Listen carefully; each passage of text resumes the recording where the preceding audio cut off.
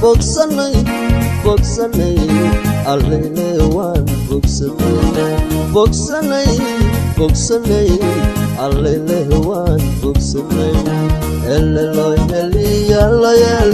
bogsanay waa badhaanay dayaci wakaa soo bilaanay bishari waa bilqayr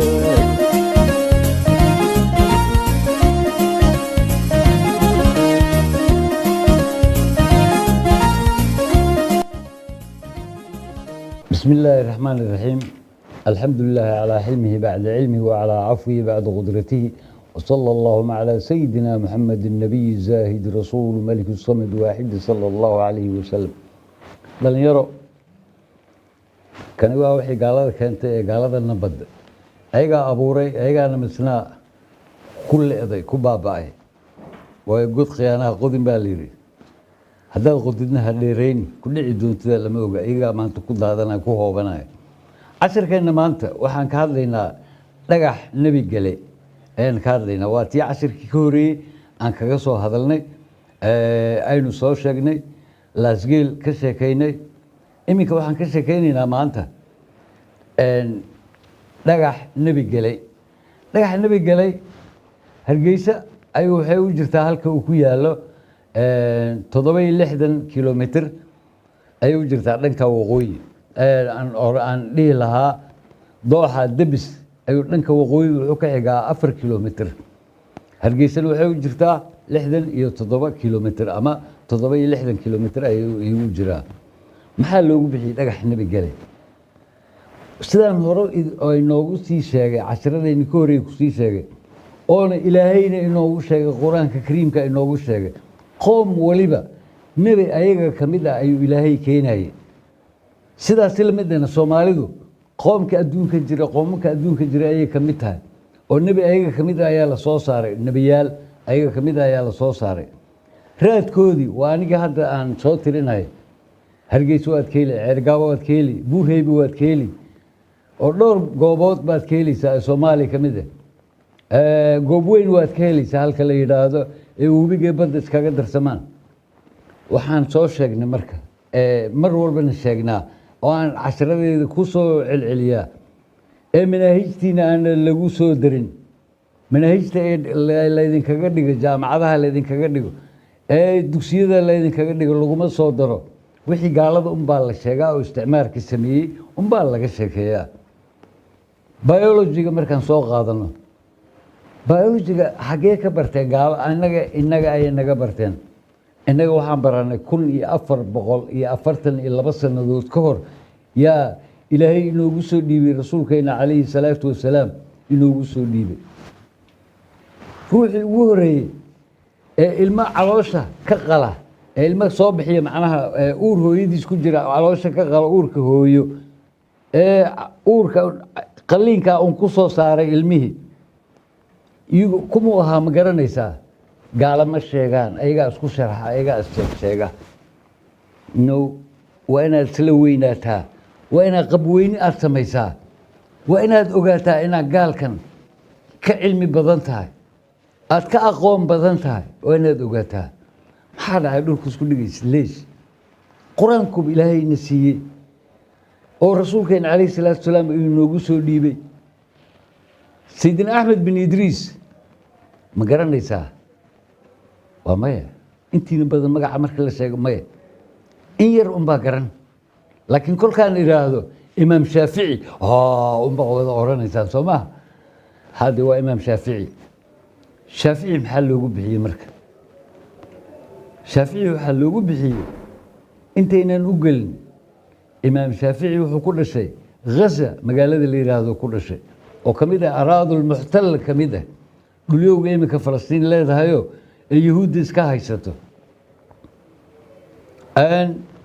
wuxuu ku bartay quraanka kariimka Maka ayuu ku bartay Makatul Mukarrama ayuu ku bartay imaam Ahmed bin Idris imaam Shaafici 82 maalmood buu ilaahay ku baray quraanka oo idil maca tafsiirkiisi maca wax waliba oo diinta ku saabsan ee quraanka ku saabsan ilaahay wuxuu ku baray 82 maalmood ayuu ilaahay ku baray وأود رباني maalin maalmaha ka mid ah isagoo magaalada ku soo laabtay ayuu qubuuraha kula kulmay gabadh la aasaya wiyaa dhintay buu yidhi hiblaayaa dhimatay hiblaayo sootay uur lahayd oo 9 bilood ahayd haa weye hiblaayo ilmaha inay nool yihiin ma la hubiyey ma la eegay waa la eegay waxa weeyaan waa maya jawaabti muxuu sameeyey riido ama daah ama qolqol ayuu sida hala sameeyey yiri waa la sameeyey riidowgiyaa la sameeyey daahiyaa la sameeyey qolqolkiyaa la sameeyey meesha lagu wareejiyey dhegtuu saartay waa ruuxii ugu horeeyey ilma uurka ku jira dhigta saarta gaalada innaga ayay naga barteen maysan aqoonin adigana laguma sheego manahaystaba laguguma soo daro halkaan baa laydinka qabsaday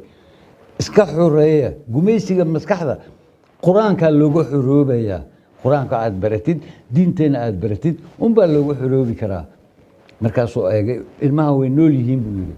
middi baa loo keenay wuu kulleeyey muxuu kulleeyey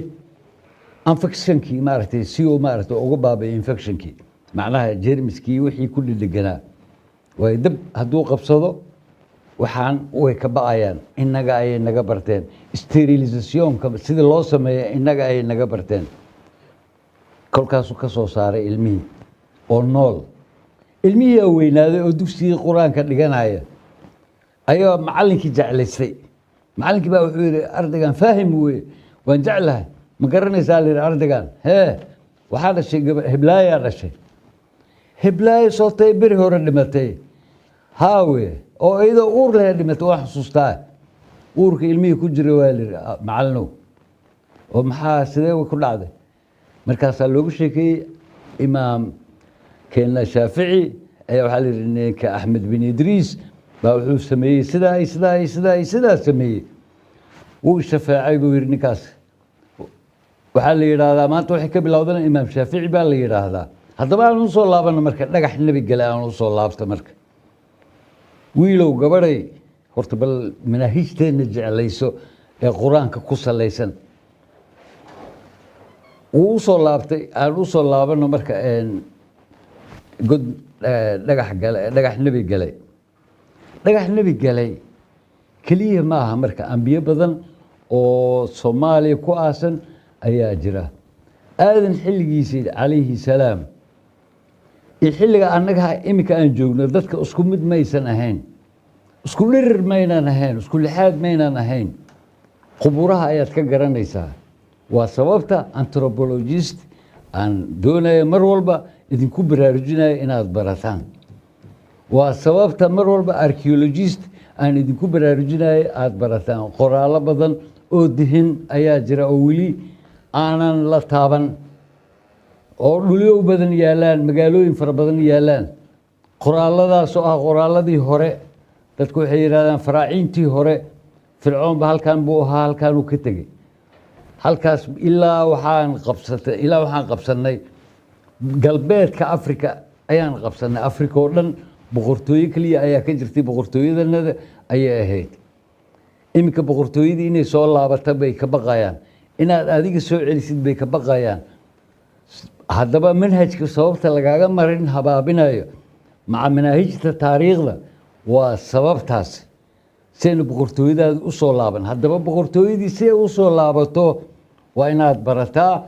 alqur'aan alkariim waa inaad barataa tafsiirka waa inaad barataa oo diinteenna aad barataa oo adiga lagugu soo daydaa adiga aadan ku dayanin gaalada aadan ku dayanin dhaqankooda xunxun aadan ku dayanin oo timahaaga si fiican kugu xidhaadaan oo sida gaalada aadan u soo fiiqfiiqan oo surwaalka usan kaa sii siibmin aabbow raalli noqo waa muhiim waa in adiga lagugu daydaa adiga aad noqotaa tusaale aad noqotaa sidaa iyo asalaamu calaykum waraxmatullaahi wabarakaatu bogsanay allele waan bogsanay allele waan bogsanay eleloy heliyaloyeloy bogsanay waa badhaanay dayacii wakaa soo bidhaane bishari waa bilqayre